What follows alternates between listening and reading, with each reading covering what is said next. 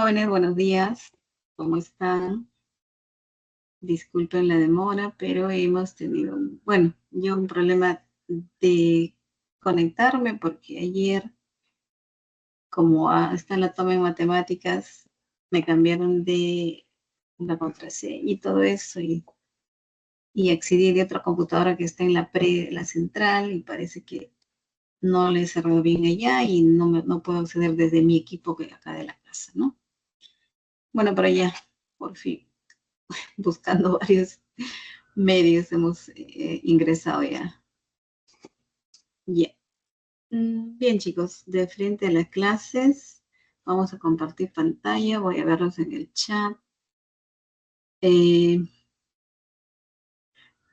a veces esto de la tecnología sí es buena, pero a veces bueno, se pueden superar.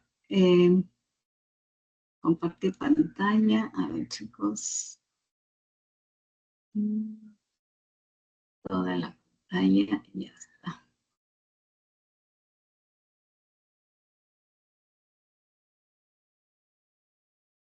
Bien, el día de hoy, y ustedes tienen ahí en el título de su material, vamos a tratar sobre coherencia y cohesión.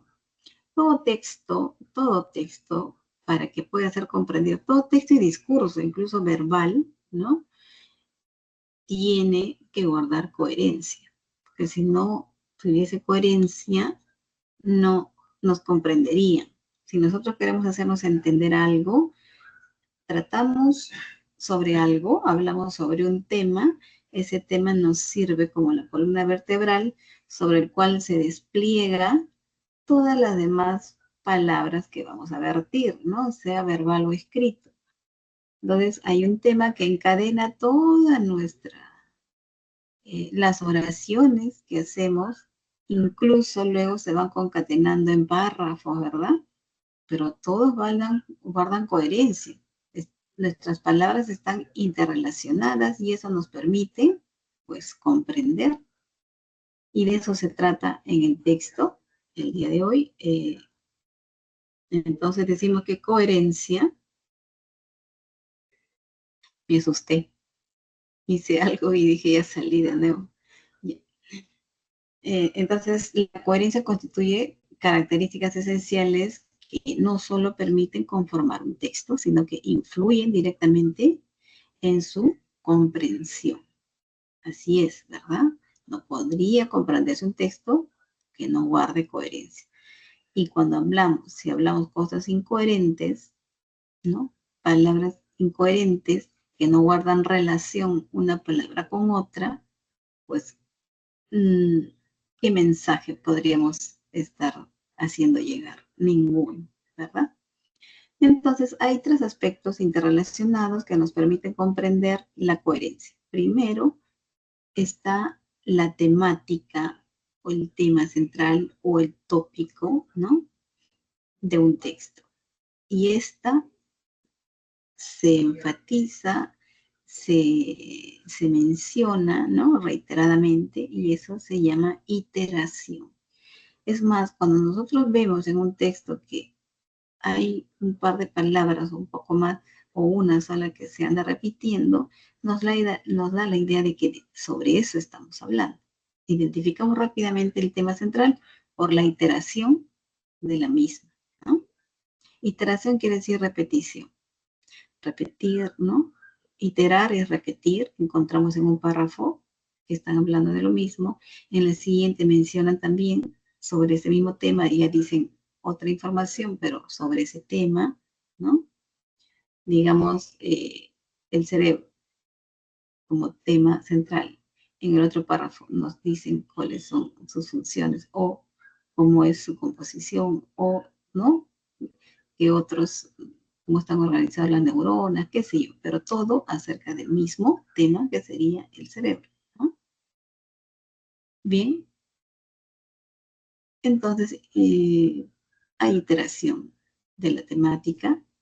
Luego, el otro aspecto es la consistencia semántica, es decir, en nuestra escritura o en nuestra pronunciación verbal, las ideas, ¿no?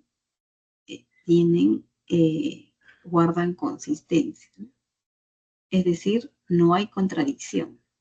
Si hubiera contradicción, pues habría también incoherencia, ¿no? Guardan, eh, guardan relación sin contradicción, ¿no? Bien, lo otro es la progresión temática. Es lo que les decía. ¿Cómo es que de un mismo tema tenemos, digamos, 10, 1, 2, 3, 4 o 10 párrafos o más, ¿no? Es que el tema se desarrolla de manera progresiva, ¿no? Lo que nosotros, el mensaje que queremos hacer llegar, ¿no? Va en su desarrollo de manera progresiva. Hay una progresión temática que se desarrolla en un texto en función del eje temático, es decir, en función del tema.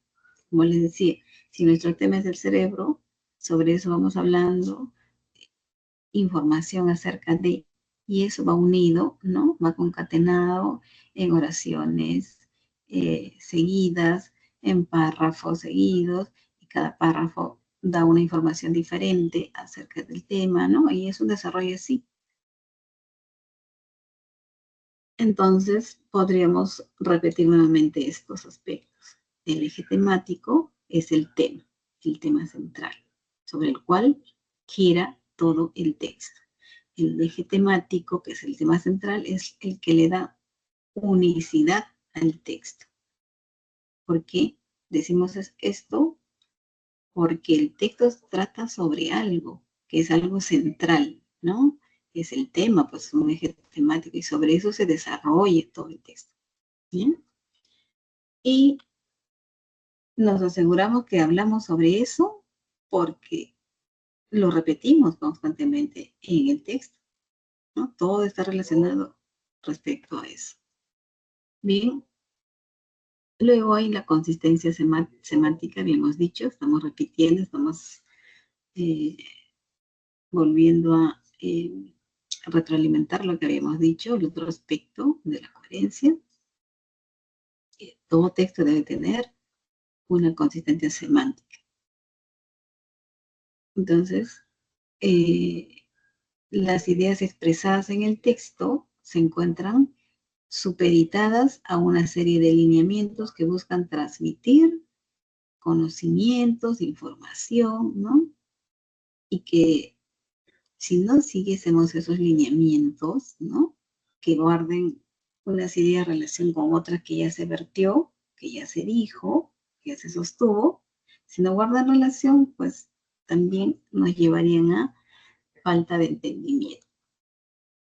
Y nuevamente decimos que el texto no podemos entender que tiene un desplazamiento, ¿no? Un movimiento que va desde un punto de inicio hasta el final. Y ese desarrollo de esas ideas, de nuestro discurso, va de manera progresiva. Bien, es decir, sigue una secuencia. Y una secuencia que tiene un eje temático, ¿verdad? De principio al final. Muy bien, chicos. Vamos ahora. También teníamos. Lo que pasa que ya no tenemos mucho tiempo. Vamos a hablar también sobre la cohesión, ¿no? Que es también tema de hoy. Coherencia y cohesión, ¿no? La cohesión, cuando decimos que algo está cohesionado, un grupo cohesionado, por ejemplo, hablamos con un grupo de personas, ¿no? Cohesionado porque algo los une, ¿no? Una idea, una intención, un objetivo, ¿no? Tal vez una familiaridad. Hay tantas cosas por las cuales un grupo se une, ¿no? Igual las ideas se unen. Entonces, los diversos enunciados, oraciones que componen un texto deben estar unidos, cohesionados. ¿Qué implica esto? Que esté unido, que tienen una interdependencia, ¿no? Uno de otro. O sea, si yo digo la primera oración, la segunda tiene que tener una interdependencia. ¿Qué quiere decir eso? Que guarde hilación, ¿no? Que estemos hablando del mismo tema, la primera oración, la segunda, la tercera, el primer párrafo, segundo, tercero, hasta el final, ¿no? Hay una cohesión. Entonces, ¿cómo se logra dicha cohesión? Hay dos mecanismos, ¿no? Utilizamos anáforas textuales y utilizamos catáforas textuales. No sé si ya llegaron a este tema en el otro curso que ustedes tienen de lenguaje, si no me equivoco, el título. O en todo caso en el colegio ya lo hemos visto, ¿no? ¿Qué son las anáforas? ¿Qué son las catáforas? Las anáforas, ya hemos dicho, son las referencias, no, ya hemos dicho, no, porque todavía no lo he dicho, ya ustedes conocen seguramente, como les decía, por el curso de lenguaje de la pre, o ya lo vieron en el colegio, es cuando nos referimos a un elemento en la oración que ya apareció, ¿no? En nuestro texto. Por ejemplo, en la primera oración mencionamos, eh, por ejemplo, decimos, los congresistas carecen de voluntad política, coma o punto seguido, ¿no? Eh, Ellos elaboran leyes que perjudican a la población peruana. Aquí estamos cohesionando la primera oración con la segunda. Y a veces recurrimos a la anáfora por una cuestión de no redundar, por estética, ¿no? Por economía del lenguaje también, ¿no? Economía, es decir, ya, mi tema tendrá los congresistas, digamos. Digo, los congresistas carecen de voluntad política. Los congresistas elaboran leyes que perjudican a la población. Los congresistas, y etcétera, ¿no? Para no repetir porque se ve feo, ¿no? También, por ahorro de las palabras también. Y para que tengan una cohesión, entonces reemplazamos, ¿no? La palabra congresistas, por ejemplo, ¿no? Por ellos, que hace referencia a ellos, a los congresistas, ¿no? Esos son usos que ya ustedes deben estar manejando.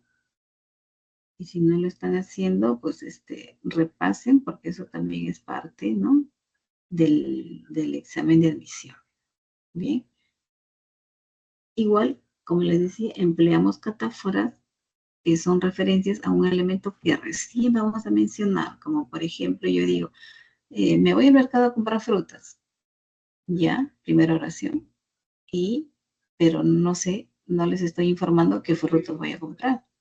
En mi segunda oración, o después de mi coma, puedo decir, compraré, ¿no? Mandarinas, naranjas y piña. Entonces, eso es catáfora porque recién voy a mencionar aquello que afirmé antes, ¿no? En una información general, voy a comprar frutas, pero cuáles no lo detallé, lo detallo después. Eso es catáfora, ¿no? Acá tenemos otro ejemplo. Visitaré 2 lugares en mi viaje por Semana Santa. Hasta allí, ya, está bien, yo sé que vas a viajar, pero no sé a dónde. Recién yo lo comunico, ¿no? Seguidamente, Tumbes y Piura. Recién, ¿no? Aparece la información a dónde yo voy a ir. Bien, lo vamos a estar viendo en los textos. Ustedes tienen también en mano a ver, en nuestro texto de lectura, lo vamos a hacer rápidamente porque hemos perdido valioso tiempo, chicos. Y a veces bueno, he tenido problemas para conectarme porque ayer he dictado clases desde una computadora ajena a la mía y cada computadora está registrado, ¿no? No desde cualquiera puedo dictar. Ayer dicté la computadora ahí en de la pre, y seguro ahí se ha quedado a mí, como dice nuestra asesora, el permiso, pues, ¿no? Entonces ahora tengo que volver a mi computadora y tenían que volverme a generar esto. Bien, la primera lectura que ustedes tienen ahí es algo sencillito, muy bonito, y que ha sido extraído como siempre les digo, hay que ir rápidamente a las letras chiquitas que dicen, ha sido sacado de la revista National Geographic, y titula Los humanos actuales generamos más neuronas que los neandertales. Y ya efectivamente con eso nos da una idea de lo que va a tratar este texto. Entonces con eso ya sé y me pongo atenta, ya sé de qué trata, ¿no? Me pongo atenta y leemos. Dice, Por favor, si me escuchan bien, me avisan, y si no, para levantar mi audio.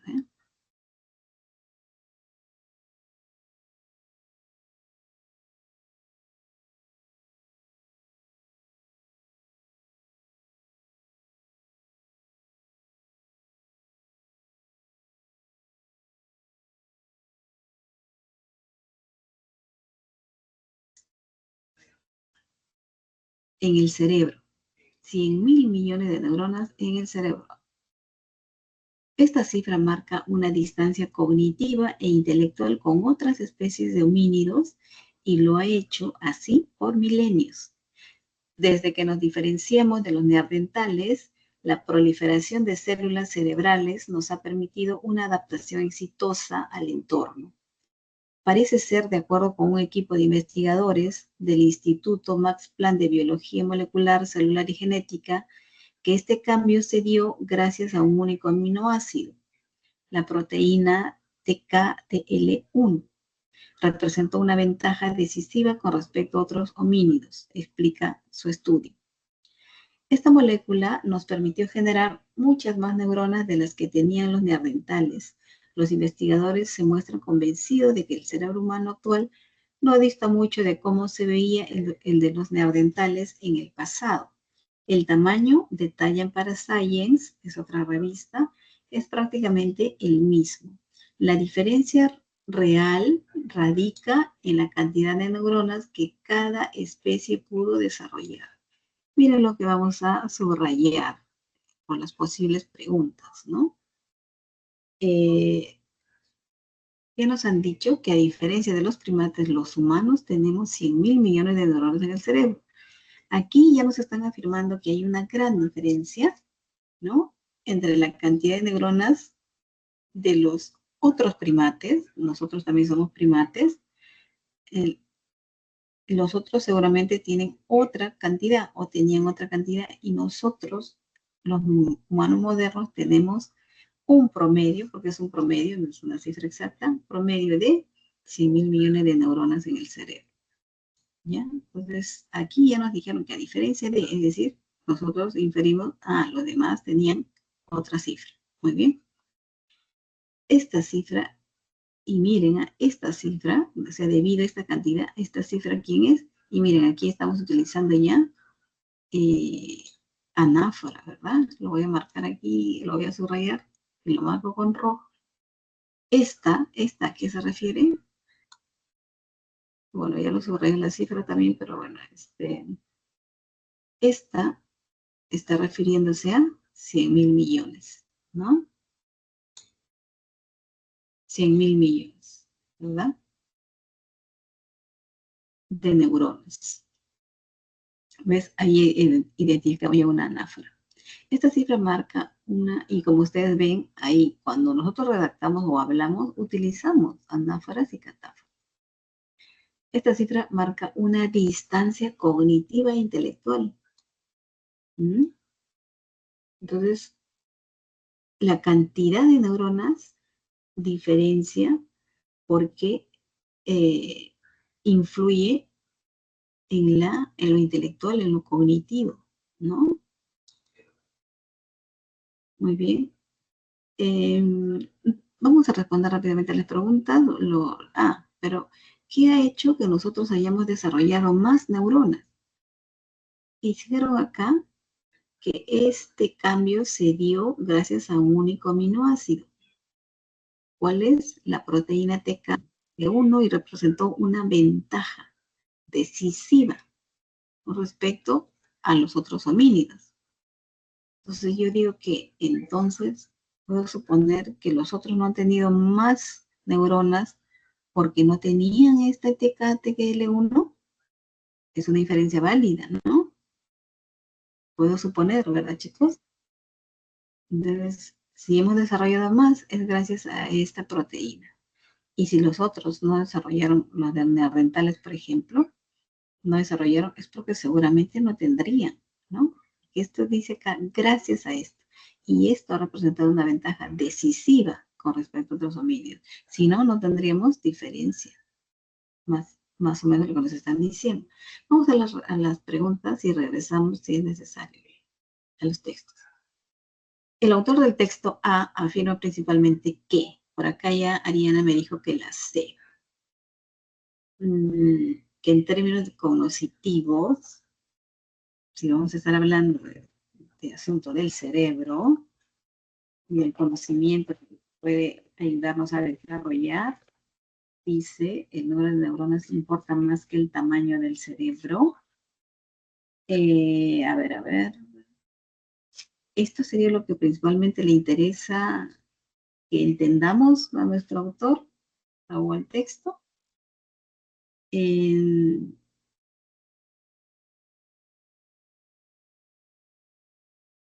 No sería la respuesta la C. ¿Cuál sería?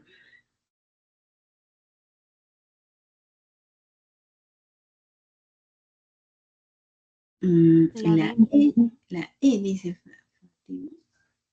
La E. Y la E dice que según un estudio, ya, sí, porque estamos hablando de un estudio, la proteína TKTL1 generó la mayor cantidad de neuronas del cerebro humano. Ajá. Y sí, porque incluso iniciaron el texto diciendo, a diferencia de otros primates, los humanos contamos con un promedio de 100 millones y que esto ha marcado una distancia, una diferencia intelectual, ¿no? Con otras especies. ¿Y cómo es que hemos llegado a esta cantidad? Gracias a una proteína que ayuda a generar más neuronas, ¿no?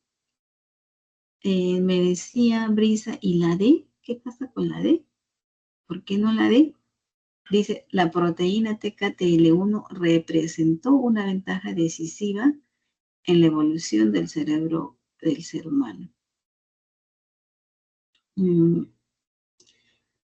Ya, eso también podría ser, pero en el texto, ¿qué están exponiendo? Expone el texto los resultados de una investigación sobre el factor clave para el desarrollo superior del cerebro humano, ¿verdad? Está exponiendo un estudio, un resultado de una investigación.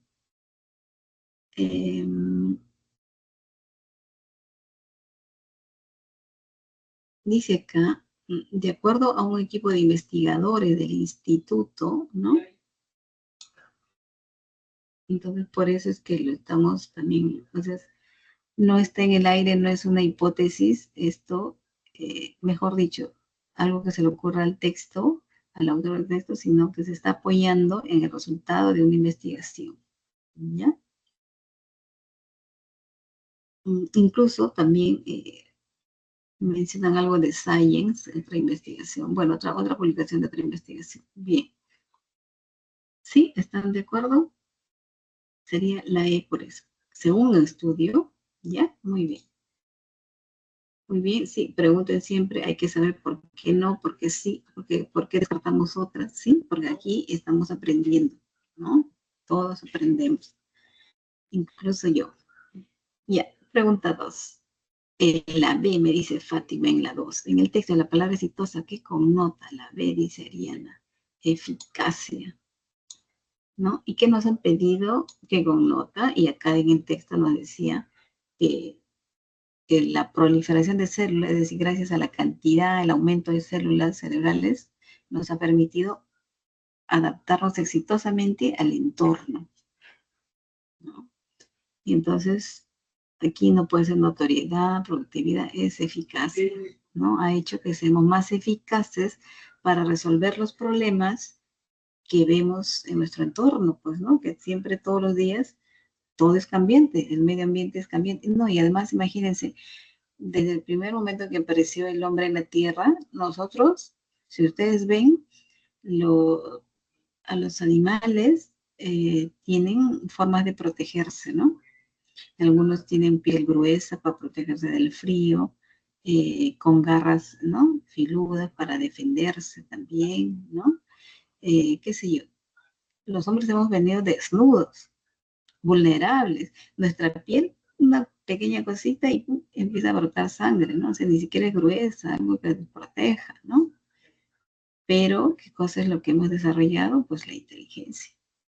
Esa es la cantidad de neuronas, lo que nos diferencia, no solo a los animales, dice el texto, ¿no? O a los animales no dice el texto, te lo digo yo, pero nos diferencia de los homínidos, que de los neandertales, de los otros homínidos, como los neandertales, que en su tiempo no tendrían tanta cantidad de neuronas, pero lo poco que tuvieron les ayudó a ver cómo solucionaban sus problemas de entorno. Para el frío, ellos se cubrían con la piel, habrían visto que no solamente los animales que mataban les servían para su comida, para sobrevivir, sino que esa piel, al secarse, podría servirles como manera de cubrirse, ¿no? Para defenderse de la inclemencia del tiempo, qué sé yo. Y así, eso es lo que ha hecho, ¿no? Mientras neuronas teníamos, resolvían los problemas que daba nuestro entorno. Más eficacia. Muy bien, chicos. Muy bien. Pregunta 3. ¿Es incompatible afirmar con respecto al texto que el cerebro humano actual, la E, permanece igual siempre? A ver, vamos a ponernos a pensar. Permanece igual que desde hace años el cerebro humano. Vamos a buscar lo incompatible. Yo me estoy confundiendo también, creo. Lo incompatible, lo que es falso. Pero vamos a ir descartando uno por uno, porque me parece que la E no sería la respuesta. La A dice, debe su tamaño a la proteína de KTL1. Es el tamaño, si nosotros ahorita tenemos un promedio de 100 millones, ¿no? 100.000 millones, nuestro cerebro sería del tamaño de, no sé, un súper tamaño. Seríamos súper cabezones, ¿no? Creo que no tiene que ver con el tamaño, porque como decía acá al final del texto, la diferencia radica en la cantidad de neuronas, ¿no?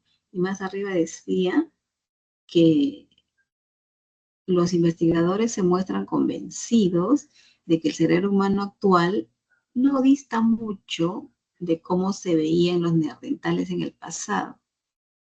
El tamaño, detallan en Science, es prácticamente el mismo, ¿no? ¿Y qué dice esta alternativa? Debe su tamaño a la proteína. No es por la proteína, el tamaño, ¿ya? Porque si fuera por la cantidad de proteína, nuestra cabeza debería ser, nuestro cerebro me refiero, el tamaño del cerebro sería más grande que el de los neandertales. Sin embargo, están diciendo los investigadores que son casi lo mismo, el tamaño, ¿ya? Entonces no sería esto verdad. El tamaño no es por la TKLTL1. Aquí sería esto incompatible. B, no es diferente al neandertal, eso es lo que está diciendo, eso es verdad. Posee unos 100.000, también eso es verdad. Es neuralmente superior, así es, somos superiores al neandertal, ¿no? En intelecto, ¿no? Muy bien, permanece igual desde hace miles de años, es lo que dicen, ¿no? Es el tamaño, es casi lo mismo. El tamaño, ¿no? Bien, vamos. Si están de acuerdo conmigo, por favor. Y si no, me preguntan.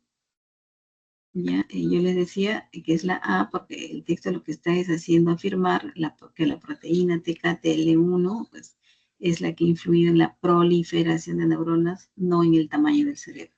¿Ya? Bien. Se infiere del texto que entre la cantidad de neuronas del cerebro y el desarrollo de capacidades cognitivas, o sea, ¿qué pasa? Que hay que, ¿cómo se relaciona la cantidad y el desarrollo de capacidad cognitiva? Es decir, mientras más neuronas, más inteligentes, más o menos. ¿Sí? La D, ajá, una causa la otra. Mientras más neuronas, tenemos más inteligencia. Es más, nos han dicho ahora los que estudian en qué momento nosotros en nuestra vida desarrollamos más nuestro cerebro y que por eso los padres deben prestar atención.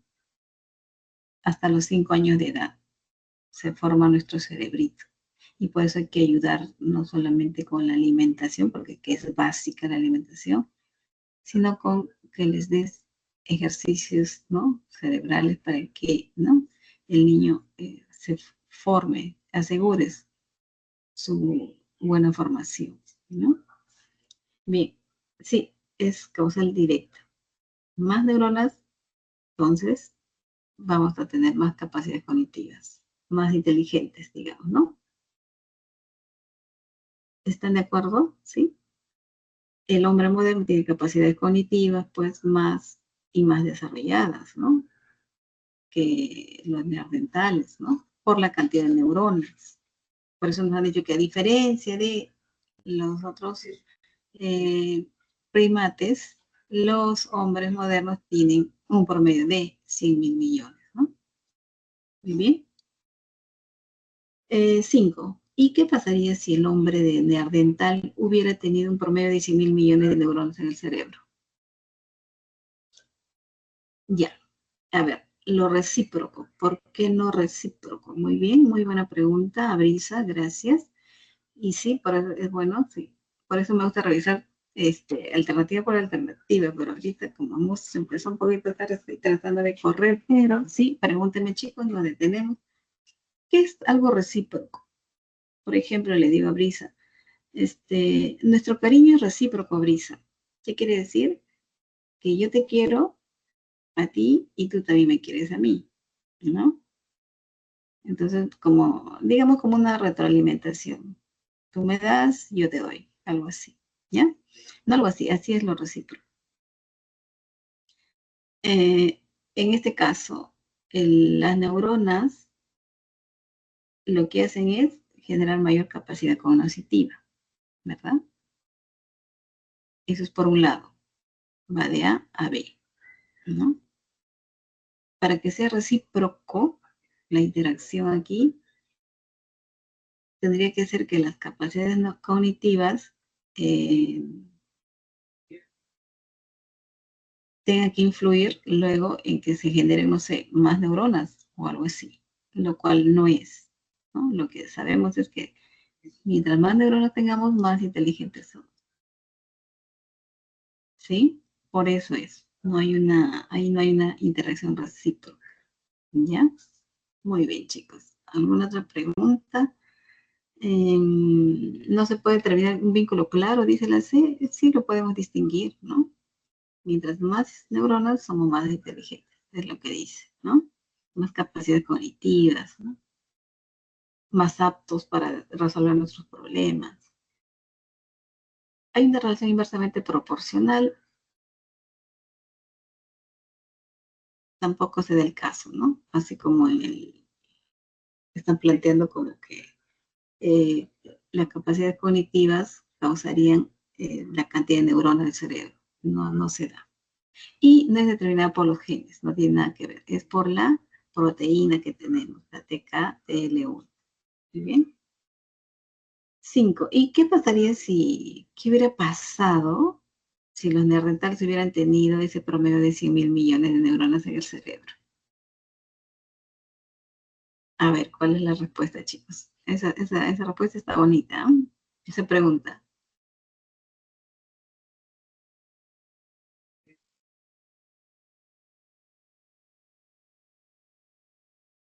La A, me dicen, ¿no?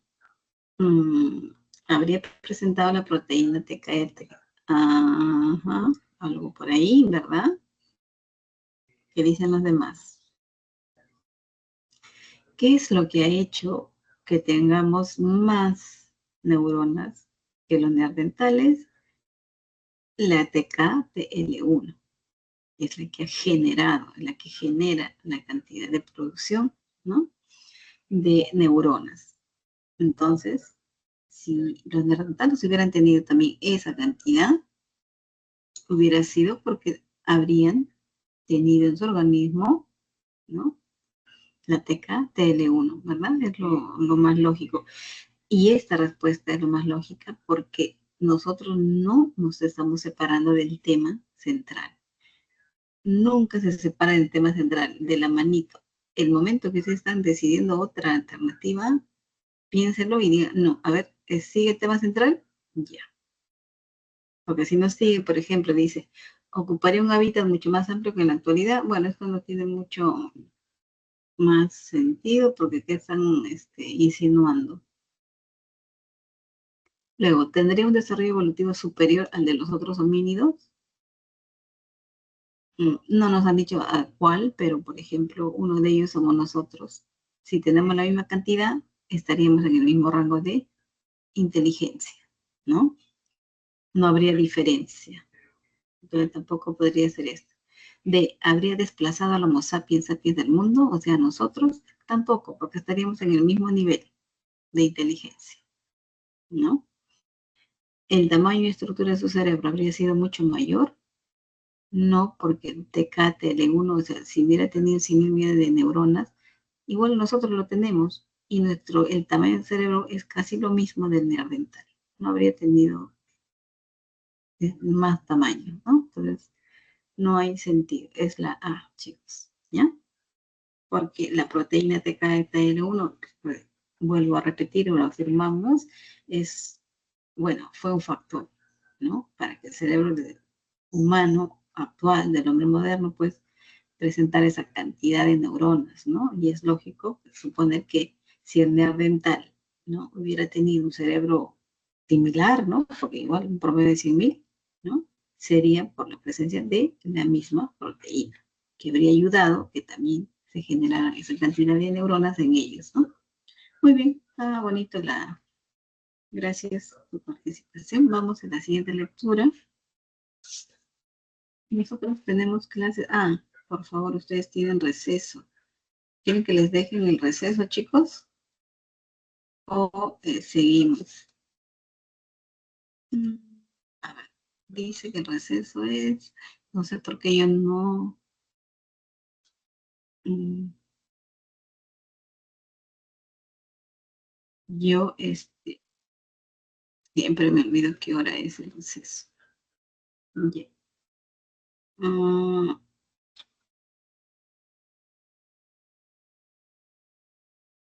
bueno, los dejo en el receso, chicos, para que no estén.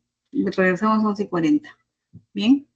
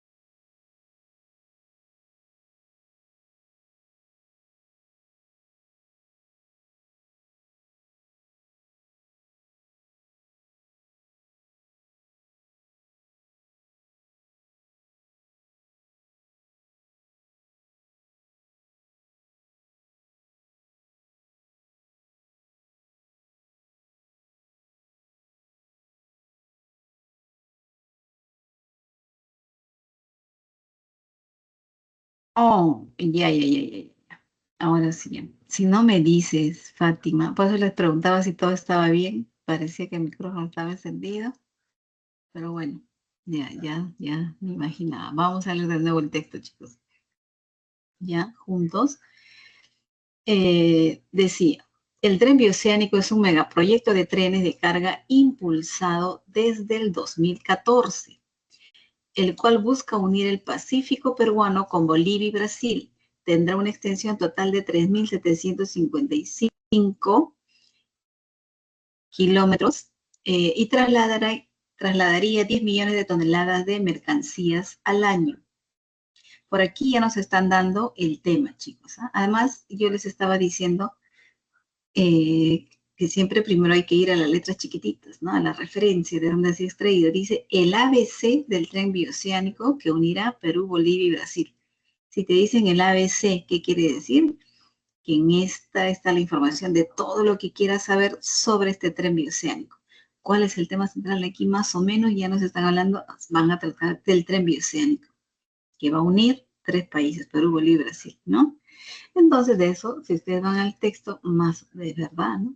Nos están hablando del tren bioceánico, que es un megaproyecto, o sea, es un proyecto enorme, porque claro, va a unir 3 países, Bolivia, Brasil y Perú, ¿no?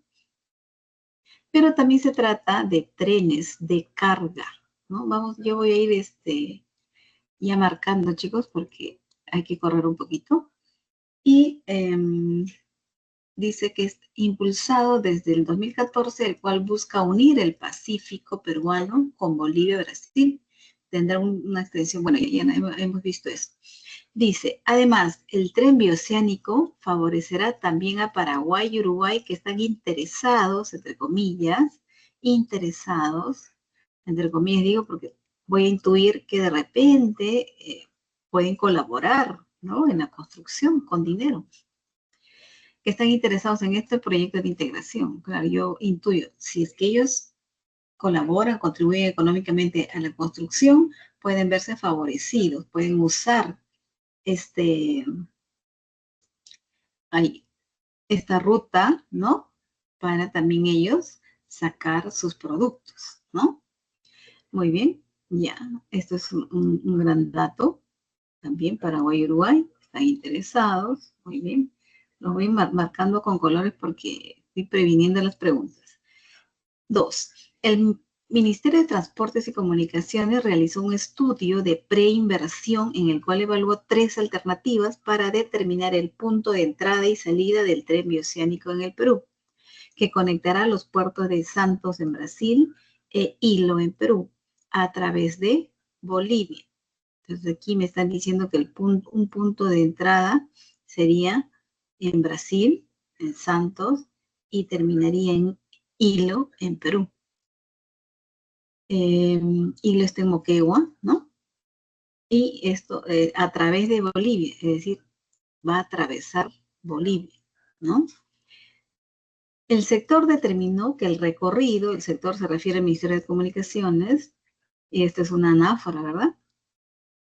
Se refiere al MTS, el sector determinó que el recorrido más eficiente y rentable es la alternativa número 2, que entra por Desaguadero en el límite con Bolivia y sale por el puerto de Hilo en Moquegua. Ya, aquí nos dicen que evaluaron 3 alternativas, eligieron la 2. No sabemos cuál será la que planteaba la 1 y la 3, pero lo que sí nos están diciendo acá, ¿por qué es que optaron la 2? Porque era un recorrido más eficiente y rentable. Puedo intuir, ¿verdad, chicos? Podemos intuir, mejor las incluye ustedes, están intuyendo también seguramente, entonces la 1 y alternativa 3 no eran rentables, no eran eficientes, por eso es que optaron por la 2, un poco más barato, ¿no? Y eficiente. Entonces, vamos a la última oración. Esta opción implica una inversión peruana de 7.548 millones. Así, Perú tendrá un recorrido de 340.5 kilómetros más de 180 puentes por instalar. 180 puentes, imagínense, el recorrido debe ser inmenso, ¿no? Todo el trayecto de esos países, creo. El territorio me refiero, ¿no? Y 40 kilómetros de túneles. En Bolivia, de 1.894 kilómetros, y Brasil, 1.521 kilómetros. Y esto hacen, al inicio nos dijeron un total de 3.755 kilómetros, ¿no? Muy bien. ¿Y qué más? Duraría, bueno, la construcción de este megaproyecto en total que unirá los océanos Pacífico y Atlántico duraría entre 7 y 6 años. 7 y 6 años. Cuando iniciaron, 2014. ¿Mm? Esto fue impulsado en ese tiempo, ¿no? Pero ahorita están recién en eso, ¿no? Recién es que seguro se va a construir. Bien, pregunta 1. No, es un texto mixto. Miren, por acá en la pantalla lo pueden ver más grande la imagen, porque en su impresión es muy pequeñito. Voy a ampliar más para leer esas letras chiquitas. Vamos a verlo acá. Miren todos los datos que tenemos. La longitud va a ser, como decía el texto, 3.755 kilómetros. Brasil, un tramo de 1.521 construido. Tramo construido. El de Perú, 340 en tramo construido. Y Bolivia, 1.894 kilómetros. A ver, ¿aquí cuánto decía arriba en Perú? En el texto.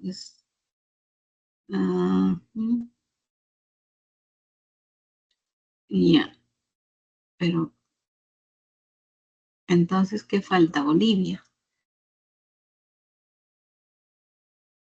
Es 3.700 kilómetros. Sumemos, chicos. Brasil, 1.521. Más 340 de Perú. Tramo. No, tramo en estudio. Estoy leyendo mal. Ni siquiera Perú ha construido. Está en estudio. Brasil es el que ha construido ya. 1.500. De 3.700, pues habría que restar cuánto se ha construido. O sea, estoy previniendo las preguntas, chicos, ¿eh? Porque acá hay operación. Cuando hay números, es porque les van a obligar a hacer operación matemática. De 3.500 resten lo que todavía no se ha construido, más o menos 1.800, 1.900. Entonces se ha construido en menos del 50%, ¿no? Muy bien, más o menos, ya. Miren el tramo, es recto, por eso es que yo pienso que es la alternativa 2 más eficiente y más rentable. Miren, el punto de Santos acá, en el inicio acá de donde está Brasil, ¿no? Pegadito al Océano Atlántico, es como si fuera un puerto, ¿no? Santos cruza todo el territorio de Bolivia, ¿no? Y casi en línea recta van, pasan por Desaguadero, acá está el lago Titicaca, y felizmente en ese lado Perú es angostito, va disminuyendo y casi como un triangulito termina, ¿no? Ese tramo es pequeño, entonces Hilo está ahí.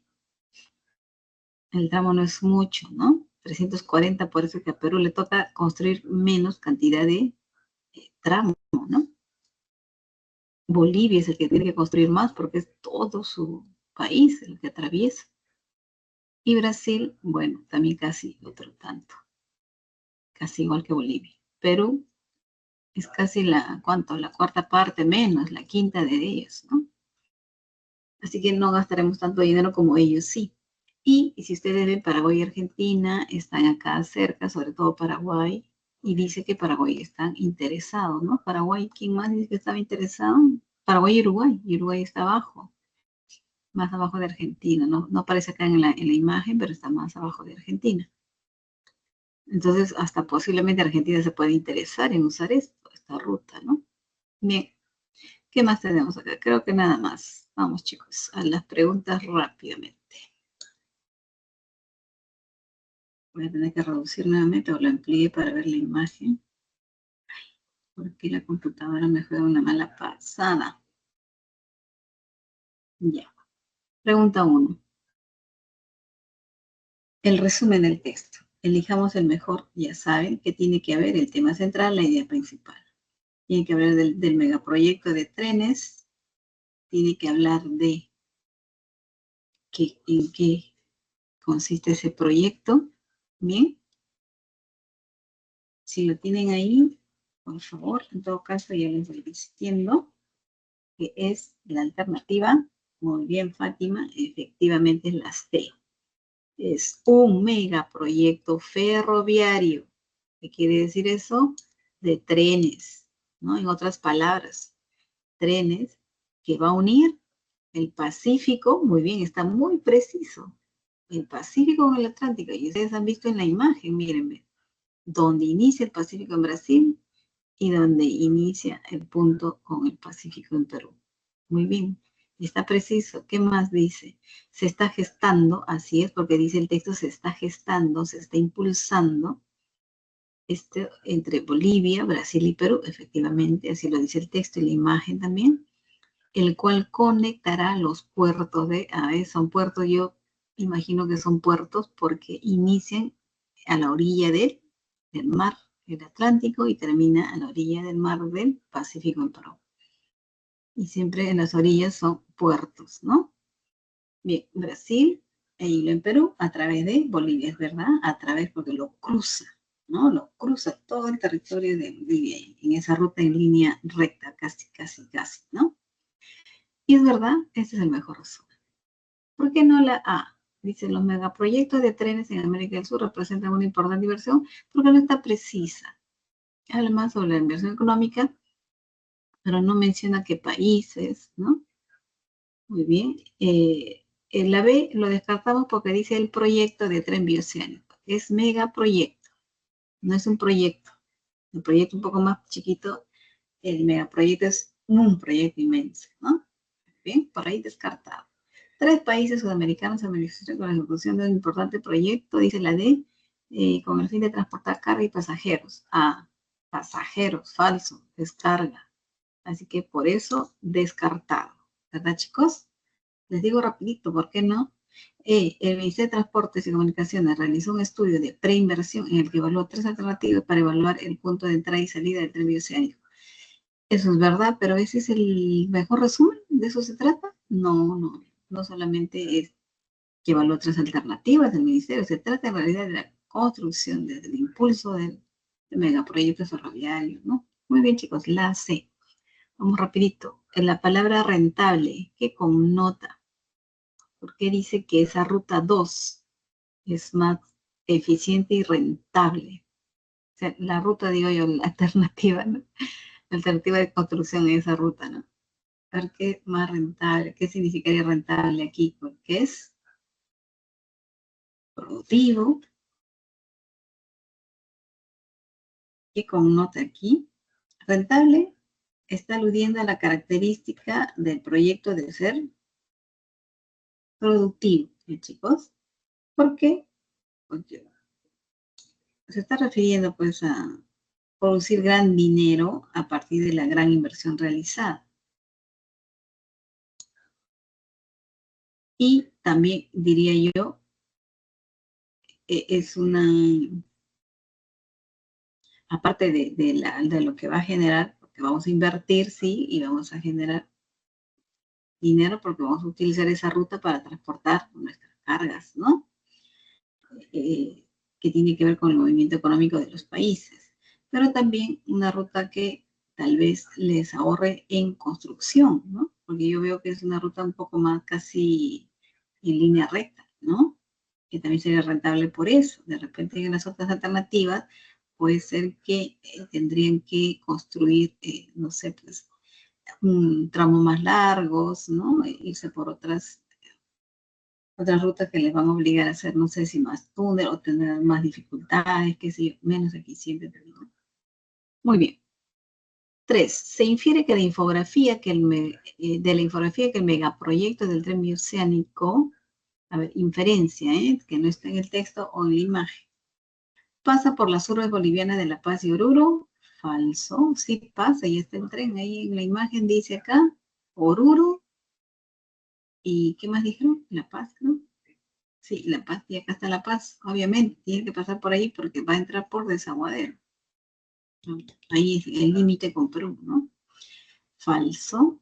Y no, no falso, está en el, no es inferencia, está en el texto, no sé. Lo que pasa es que estoy viendo la hora y me estoy desesperando.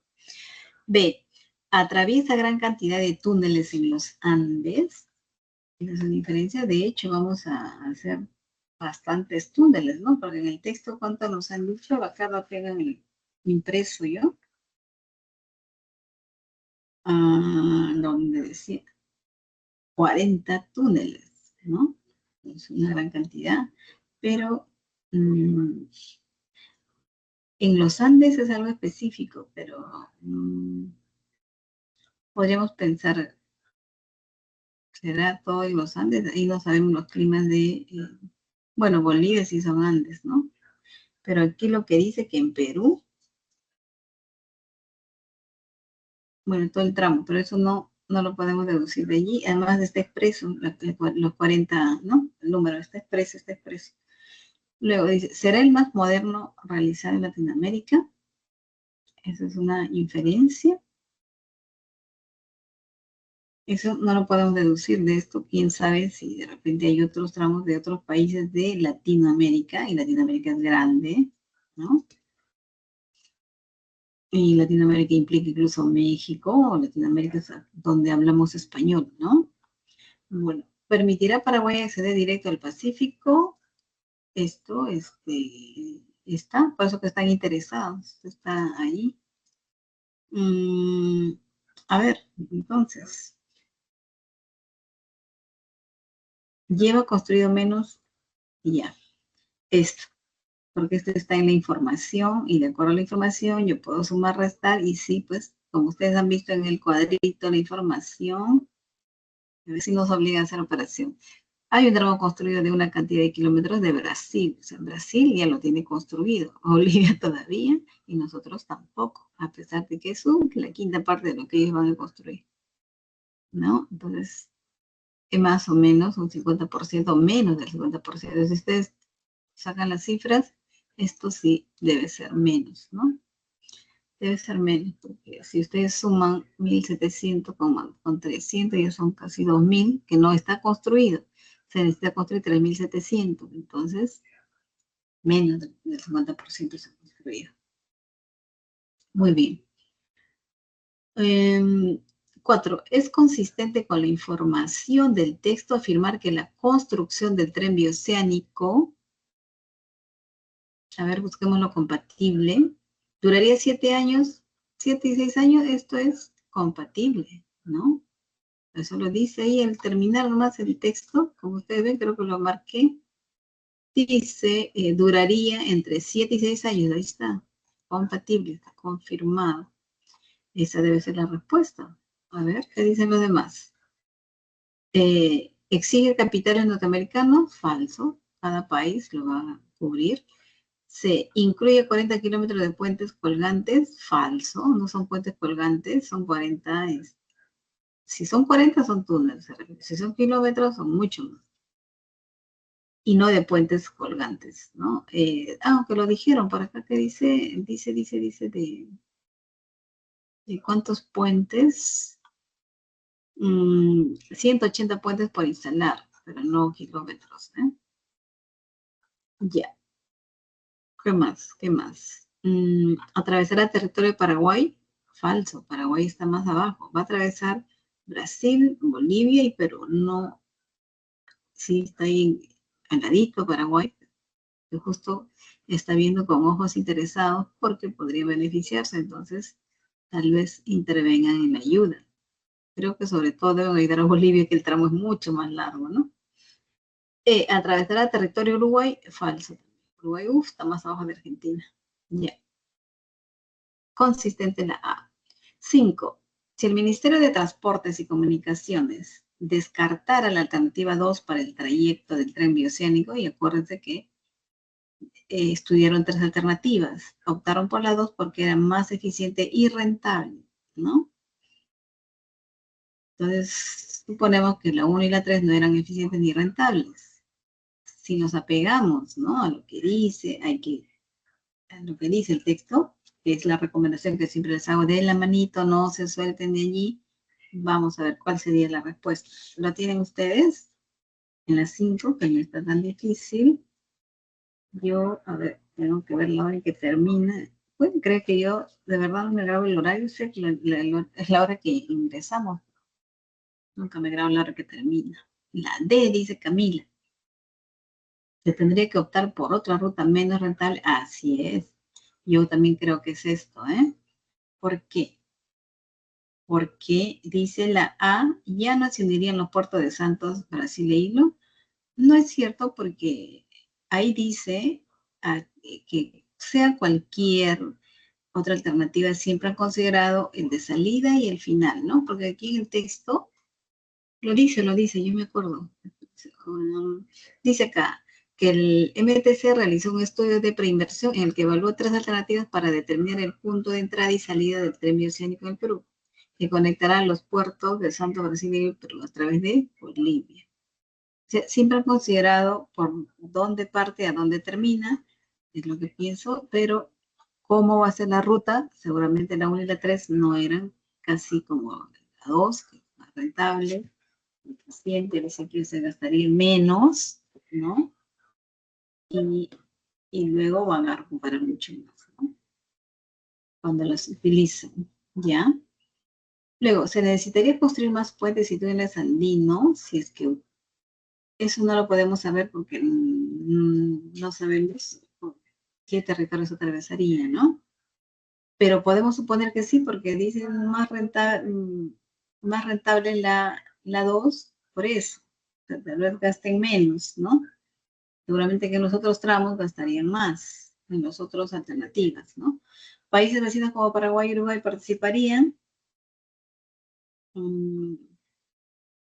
Si el ministerio descartara, no. Y están viendo como ojos interesados, eso ya está ahí, ¿no? Pero no es porque descartaran la alternativa 2, ¿no? Además, solo están interesados, no sabemos que si dijeran que van a atravesar su territorio, porque si atraviesa Paraguay, ¿cómo sería lo de Bolivia? Bueno, no sé, tendríamos que ver, pero no, eso no podría ser lo correcto. El tramo por construir en el Perú tendría más de 340 kilómetros. No lo sabemos. Lo que sí sabemos es que estarían optando por una ruta menos rentable. Eso sí sabemos que así sería, ¿verdad? Porque la alternativa 2 es la más eficiente, dice, y rentable. Si no se eligiera esta, pues las otras rutas serían menos eficientes, menos rentables. Es lo más seguro que tenemos. Muy bien. Si nos ceñimos el texto. Vamos al siguiente texto, rápidamente también. Texto A. La maternidad subrogada. Vamos a ver de qué trata. En la revista dice, ha sido tomada la revista Bioética, no dice nada del título. En el texto B dice, ha sido tomado de una web que dice familia, padres, hijos, argumentos, favor, contra, vientre, alquiler. Ya, por lo menos nos da una idea. Vientre, alquiler. Vientre, alquiler es igual que decir maternidad subrogada. Son sinónimos. Maternidad subrogada es vientre de alquiler. La maternidad subrogada supone la utilización de la mujer como una máquina de reproducción y se regula a través de un contrato en el que también se ve al hijo al hijo que está en el vientre de esa mujer como un objeto meramente comercial. Pero un hijo y una mujer nunca pueden ser producto o una cosa, como si fuesen objeto de una cesión. Por tanto, uno de los problemas de toda maternidad subrogada es que supone la instrumentalización y la despersonalización del cuerpo de la madre gestante, ignorando la distinción básica entre personas y cosas. Las personas, evidentemente, incluyendo su cuerpo, el vientre de la mujer, no pueden ser objeto de comercio. De este modo, la libertad de los individuos para establecer contratos en mutuo provecho tiene límites, especialmente cuando el motivo de dicho contrato es el mismo ser humano. No hay respeto a la persona sin respeto a su dimensión corporal.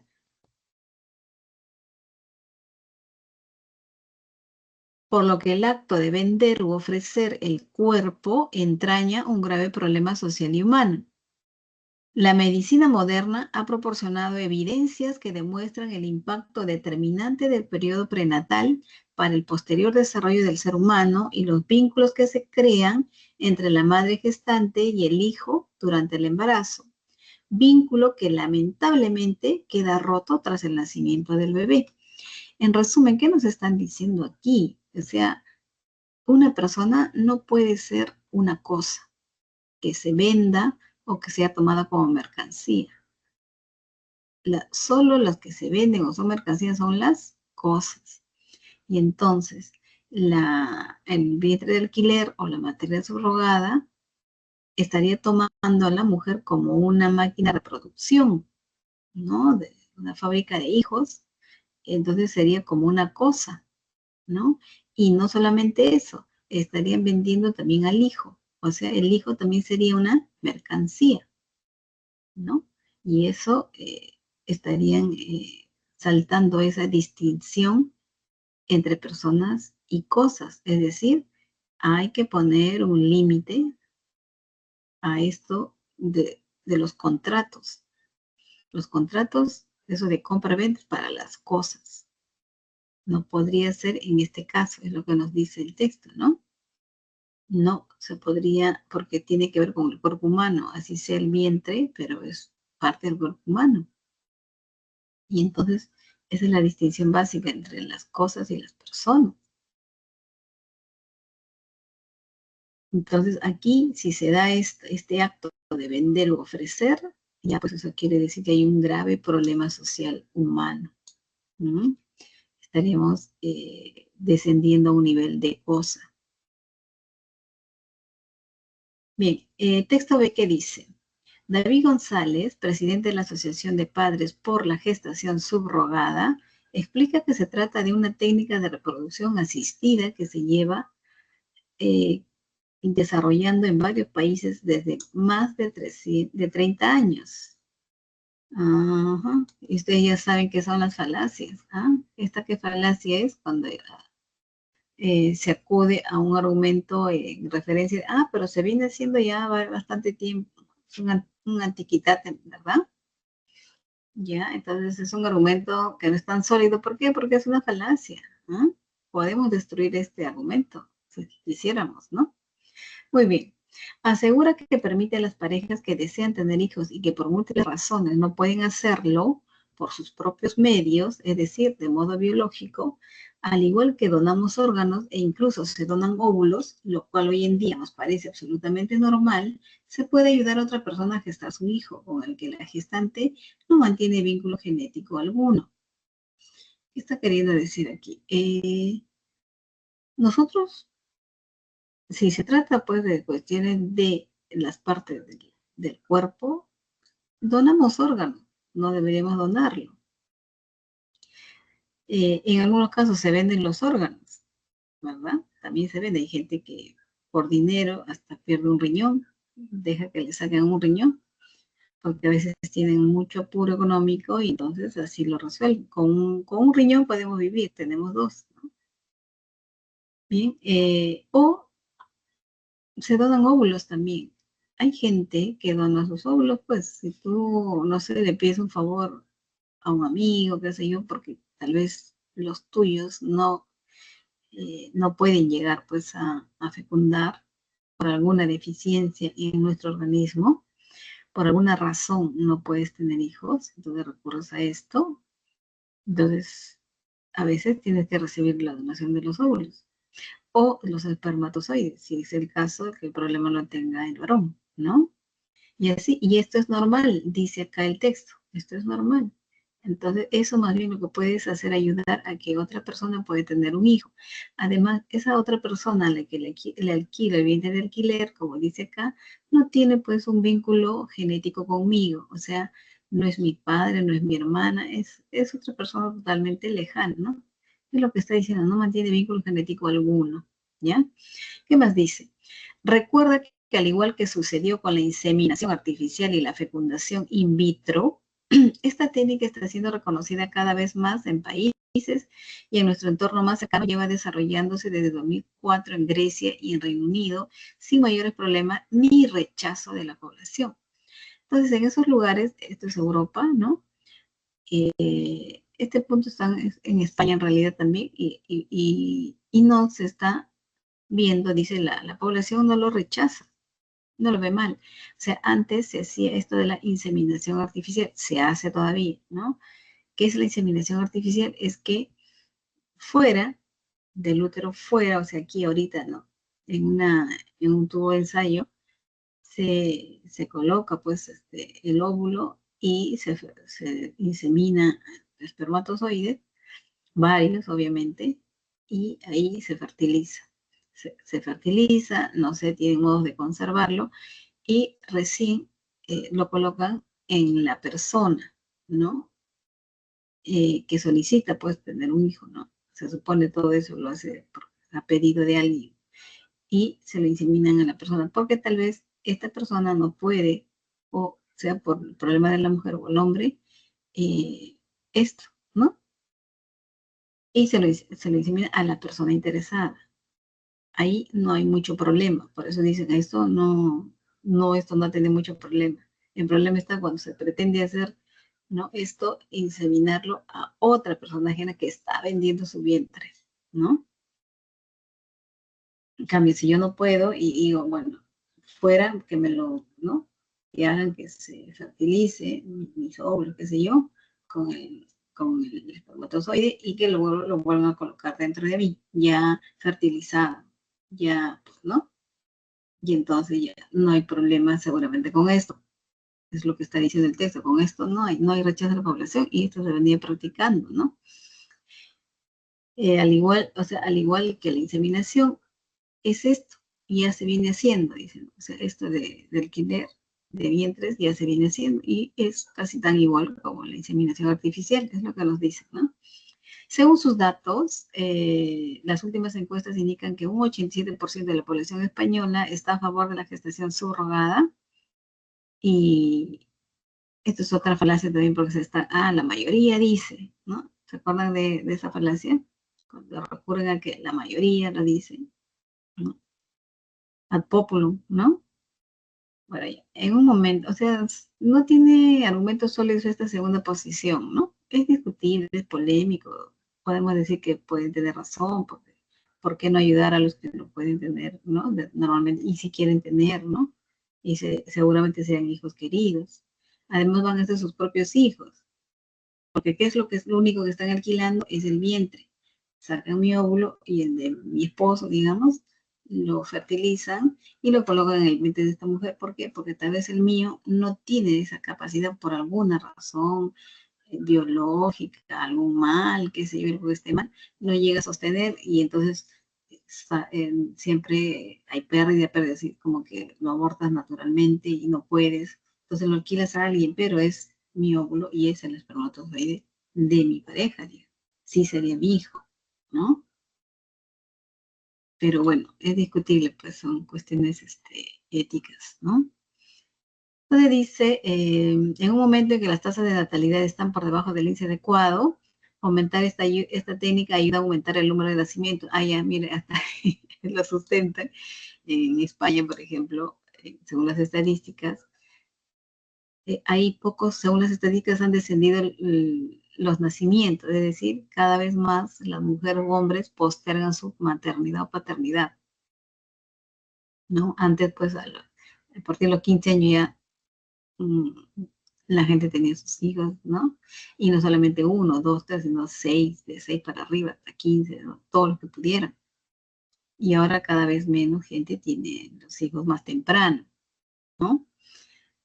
Lo postergan como, por ejemplo, lo normal, si vamos a estudiar en una carrera, pues que vamos a querer tener un hijo a los 20 años, ¿no? Mejor lo dejamos para los 25, 28, 30, ¿verdad? Es lo que pensamos ahora en estos tiempos.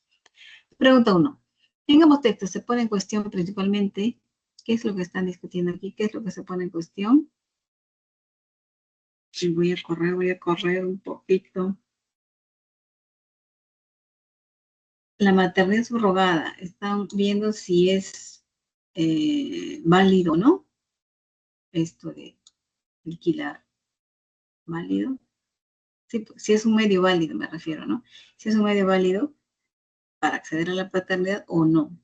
Dice que no la A y dice que sí la B, ¿no? Bien. 2. El sinónimo contextual de supone, que está en la primera línea del texto, que dice, la maternidad subrogada supone la utilización de la mujer como una máquina de reproducción. Esto que está queriendo decir que la paternidad subrogada, y como nos dicen, sinónimo contextual, ¿qué es lo que tienen que hacer ustedes inmediatamente? Reemplazar esa palabra por las alternativas acá. La que no le cambia el sentido es la que es la correcta. Y la que es la correcta es la E. Implica que la mujer la están tomando como una máquina de reproducción. ¿Va? Porque si pongo especula, reemplazando, ahí me quita, y reemplazo dice, la maternidad subrogada cuestiona la utilización de la mujer. No, no en ese sentido, ¿no? Sino están tomando a la mujer como una máquina. Luego, sospecha, especula, señala, tampoco calza. Lo perfecto y que no le cambia el sentido es implica. ¿Sí? Y esto es como un sinónimo, su sinónimo contextual en este caso. Bien, 3. Según lo afirmado en el texto B, respecto de la gestación subrogada, es incompatible decir que el texto B, ya saben, está a favor. ¿Cuál es lo falso aquí? Decir que en Europa ningún estado lo permite, no es cierto, ya se viene practicando, dice inclusive Grecia y Reino Unido, ¿no? Incluso dice desde qué tiempo, Dios, dice incluso desde qué tiempo, ¿no? Esto es falso. ¿Desde cuándo lo dicen en el texto? No puedo retroceder, hablan del 2004, sería como 21 años, ¿no? 4. Se infiere de la información del texto A, eso que sí, que no están de acuerdo, ¿no? Que la práctica de la gestación subrogada puede provocar, esto estaba en la parte final, puede provocar, pues, creo, no sé si lo hemos leído, pero no le prestamos atención, ¿no? Dice acá que la medicina moderna ha proporcionado evidencias que demuestran el impacto determinante del periodo prenatal para el posterior desarrollo del ser humano y los vínculos que se crean entre la madre gestante y el hijo durante el embarazo, vínculo que lamentablemente queda roto tras el nacimiento del bebé. Entonces, ¿qué estamos diciendo acá? Que habría un problema con ese bebé. Está bien. Ya, supongamos que yo acepté, ya está a punto de nacer el bebé, yo tengo ese vínculo con el bebé tiene un vínculo conmigo, ¿no? Pero que lamentablemente se va a romper cuando nazca. ¿Por qué? Porque yo no voy a ser la que voy a seguir con el bebé. ¿Por qué? Porque como lo alquilé, ya nació y ya se lo entrego, ¿no? A la persona que me pagó, que es su madre también, ¿no? Porque biológicamente, claro, le pertenece, porque ha sido con su óvulo, ¿no? Entonces, pero ¿quién queda afectado? El bebé. Y parece que eso también se ha demostrado que en su desarrollo queda afectado. Me imagino psicológicamente, ¿no? Y hay evidencias, dice. Entonces, la pregunta 4, puedo inferir válidamente de aquí que sería la D. Habría problemas en el desarrollo en el niño. Posteriormente, pues, ¿no? Porque como ya rompes el lazo y ustedes saben que los bebés, bueno, ustedes saben lo que dicen en los estudios, se establece un vínculo, ellos distinguen a su madre hasta por el olor, ¿no? 5.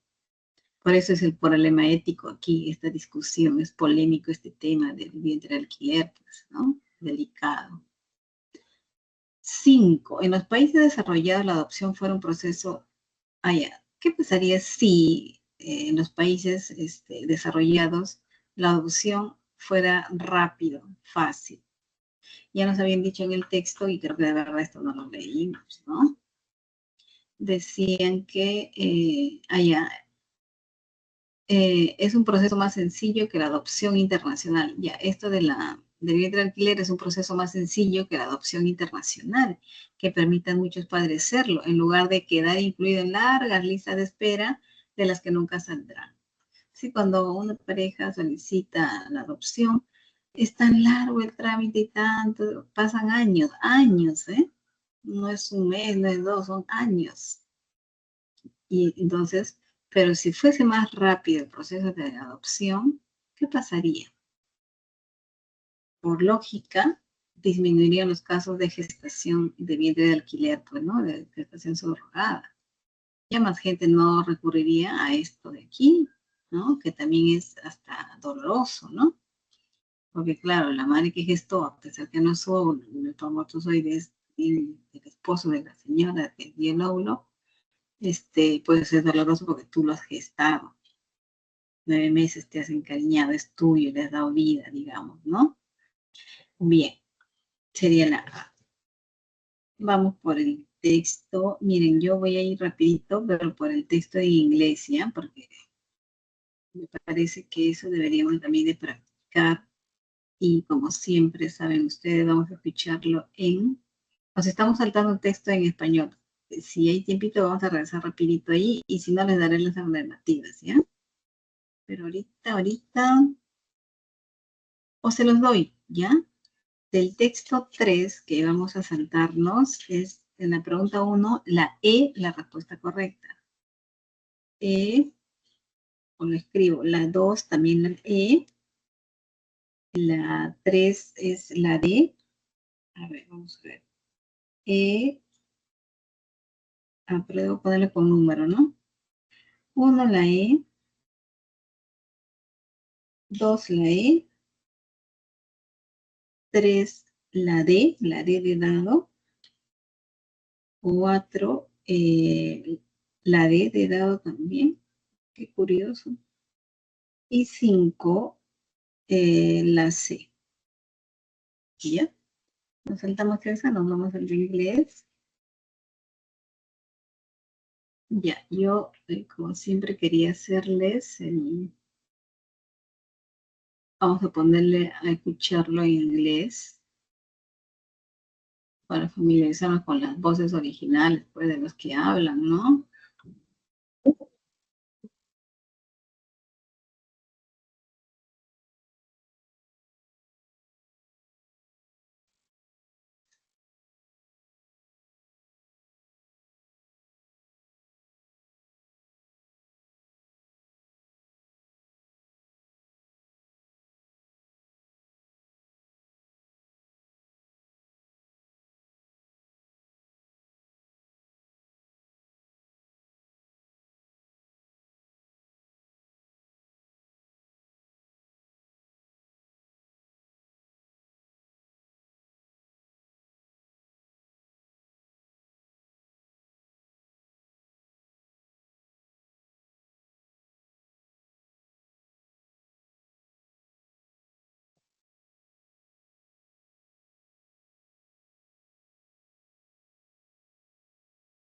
Muy bien. Vamos ahora, a ver, ¿cuánto te lo voy a... Ya no, así lo diré. Ya. Entonces, ¿qué nos han dicho aquí? The term emotional responsibility consists, ¿en qué consiste la responsabilidad emocional? Of recognizing that beliefs, feelings, and behaviors can only be controlled by person experiences them. Entonces, nos están diciendo que la responsabilidad emocional consiste en reconocer que las creencias, los sentimientos y los comportamientos, pues, solo pueden ser controlados por la persona que lo siente, que cree, ¿no? Que por nosotros mismos. Cada uno es responsable de lo que siente, de lo que cree, ¿no? De su comportamiento. Es lo que está diciendo, ¿no? That is, es decir, está reafirmando, es decir, that is, other people are only responsible for the triggering event itself for of creating a stressful or negative situation. Es decir, ¿qué pasa con las otras personas? ¿Ah? O sea, dice que las otras personas son solo responsables de lo que desencadenan en nosotros, ¿no? De la situación estresante que pueden, o negativa que pueden desencadenar en nosotros. O sea, lo que sentimos que es provocado por otras personas es, ¿cómo podemos decir? Las otras personas tienen un comportamiento que nos pueden hacer renegar, estresar, enojar, hacernos sentir mal, tristes, ¿no? Pero ¿cómo nos sentimos? Nosotros tenemos el control de cómo nos sentimos. Las otras personas son responsables de lo que desencadenan, pero no son responsables de lo que sentimos. Dice, ¿no? Nosotros somos los que debemos controlar eso. ¿Qué más dice acá?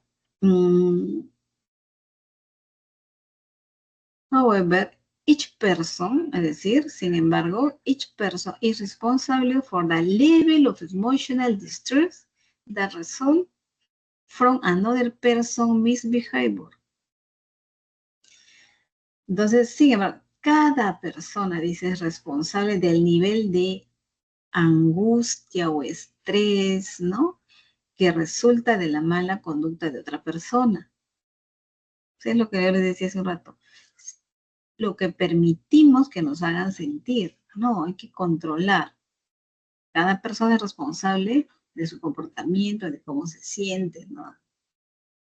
Bien, entonces termina el texto diciendo, emotional responsibility does not absolve anyone of responsibility for their action. O sea, no es que estemos diciendo que, pues entonces les estamos absolviendo de su responsabilidad a aquellas personas que nos están provocando cosas, que sintamos cosas. No, no, dice que no. No hay que tomarlo desde esta perspectiva, sino de lo siguiente, y lo explica. From this perspective, the phrase, I was made to feel, ¿no? Me hicieron sentir mal, no sé, is not exactly correct because also the other person actually created a negative situation. It is you who feels an undue level of some negative feelings. O sea, decir que me hicieron sentir, no sé, de repente mal, no, triste, eso no es correcto. ¿Por qué? Porque aunque la otra persona te ha creado ese sentimiento, ¿no? Una situación negativa en ti, eres tú, ¿no?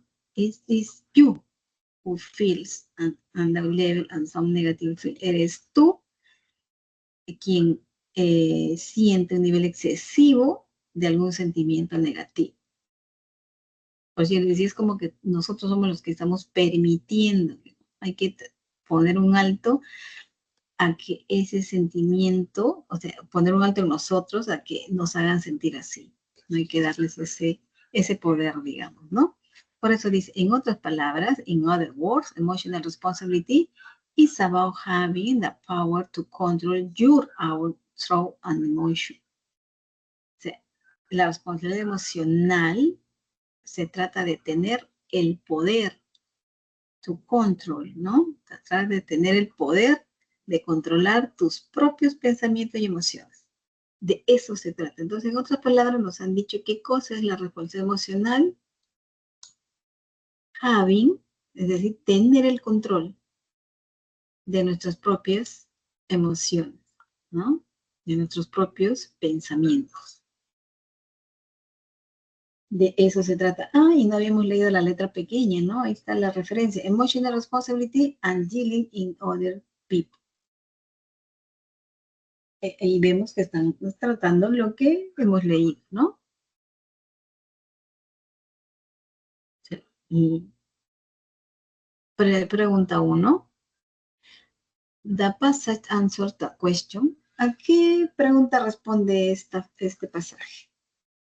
Esto está fácil.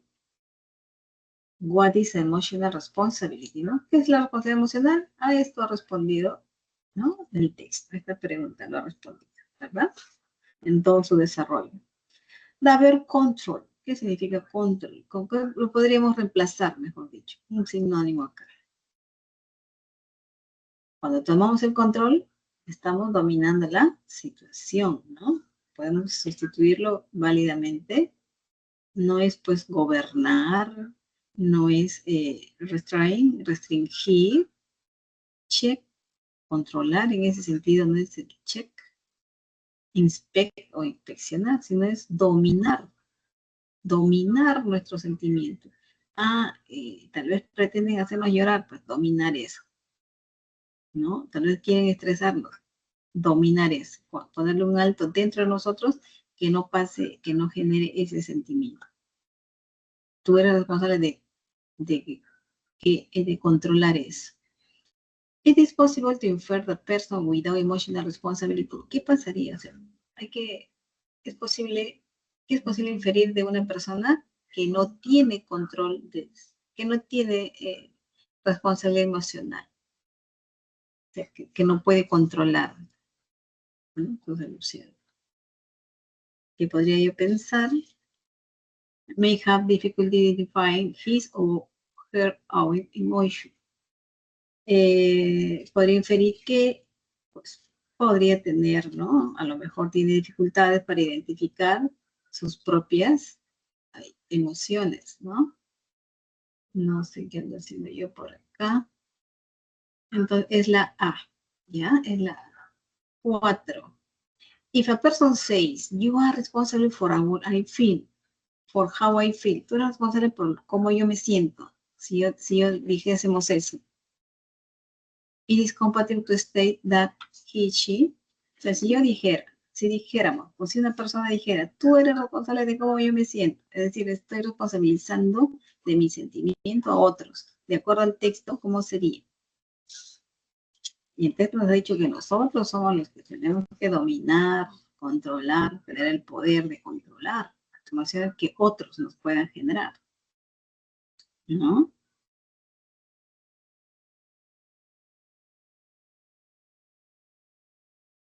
Lacks emotional responsibility. Es porque no tiene control, carece de responsabilidad emocional, ¿no? 5. ¿Y qué pasaría? If a person you consider a friend cheats on you from the perspective of emotional responsibility, ya, de acuerdo a la perspectiva de la responsabilidad emocional, si tu amigo te traiciona, ¿no?,